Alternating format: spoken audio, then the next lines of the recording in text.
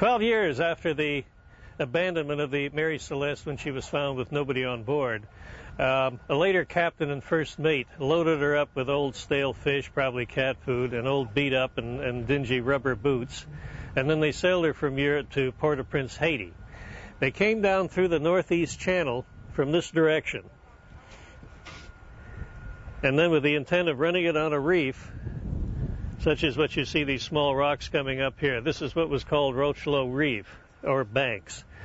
Now, the ship was run onto the reef and then hung up.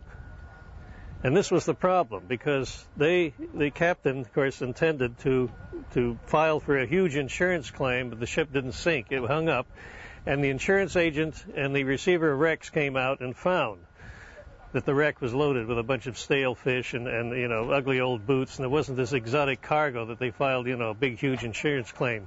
So the captain and the first mate went up for what was called barratry in those days. We just call it an insurance fraud. So what happens? It eventually disintegrates on the reef. So 100 and some years later, here we come, and this deserted, barren reef where the ship crashed onto and then disintegrated now looks like this.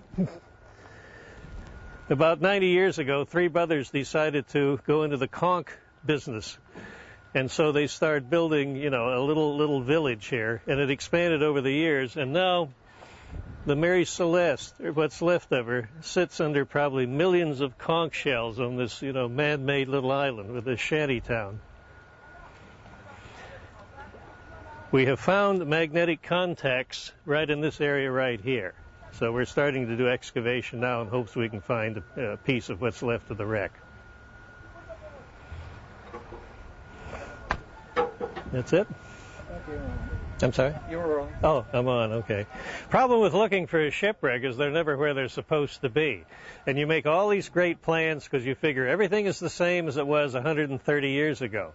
And the problem is when you get there, it's not like the old charts. It's not like what you imagine. Nothing is what you expect. That's why this was so unexpected. I mean, it was just nothing in our wildest imaginations would figure this barren reef would all of a sudden look like this with, 300 people living there in their shacks, farming conch shells.